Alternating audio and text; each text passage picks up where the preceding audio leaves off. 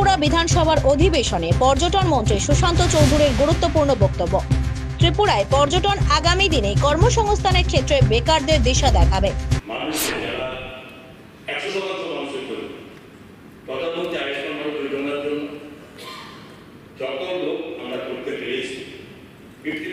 বেশি লোক এখানে ছিল না, সেটা কিন্তু মুখ্যমন্ত্রী আমরা করে দিয়েছি। 5 লাখ টাকা পর্যন্ত পরিবারের কোন ব্যক্তি 1 বছরের 2 বছরের মধ্যে কোথাও যদি এই ট্রিটমেন্টের প্রয়োজন পড়ে, সেটা এই ব্যবস্থায় অভিযান আমরা রেখেছি। যে জনগণ যোজনার মাধ্যমে করেছেন, বাকিটা প্রধানমন্ত্রী এখন যেটা আছেন, এতে গরিব মানুষের সুযোগ পাবে না, বা সেটা তো আমরা দেখছি না। এবং গরিব মানুষ এই সুযোগের আওতার মধ্যে আসার জন্য সব ব্যবস্থা রাজ্য সরকার করেছে। সুতরাং শুরু হয়েছে ত্রিপুরা বিধানসভার ত্রয়োদশ অধিবেশন, চলবে আগামী 23 সেপ্টেম্বর পর্যন্ত। অধিবেশনের প্রথম দিন শুরু হয় প্রশ্নোত্তর পর্ব দিয়ে। এই পর্বের শেষে ত্রিপুরা বিধানসভার প্রয়াত প্রাক্তন সদস্য বর্বমোহন ত্রিপুরা, অনিল চাকমা, ঝাড়খণ্ডের প্রাক্তন মুখ্যমন্ত্রী শিবু সোরেনের স্মৃতির প্রতি শ্রদ্ধা জানানো হয়।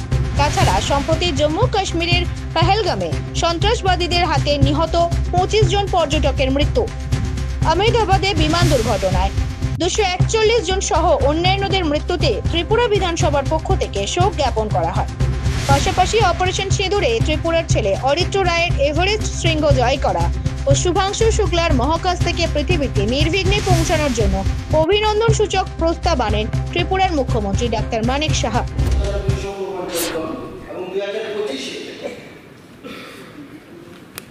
ডিগ্রি কলেজ, তার ছাত্রছাত্রী সংখ্যা 52,460 জন।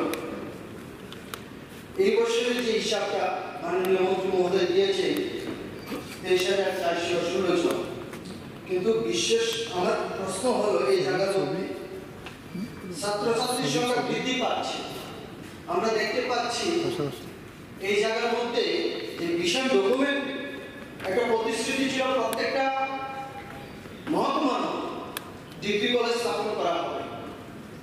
এবং আমরা লক্ষ্য করছি এই যে আমাদের রামকাকুর যে কলেজ ভর্তি নিয়ে একটা আমাদের যে প্রিন্সিপাল মহোদয় বহিরাগত দ্বারা সেই জায়গার মধ্যে ব্যবস্থা করা হয়েছে। আমি চাইছি ক্রীড়া ও যুব বিষয়ক মন্ত্রী টেঙ্কু রায় এবং বিজ্ঞান প্রযুক্তি পরিবেশ দপ্তরের মন্ত্রী অনিমেষ দেববর্মা। তাছাড়া বিজনেস অ্যাডভাইজারি কমিটির রিপোর্ট ধ্বনি ভোটে গৃহীত হয়।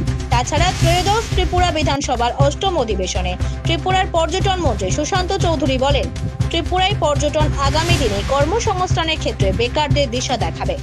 ত্রিপুরা থেকে বিক্রম কর্মকারের রিপোর্ট, জিলাগঞ্জ।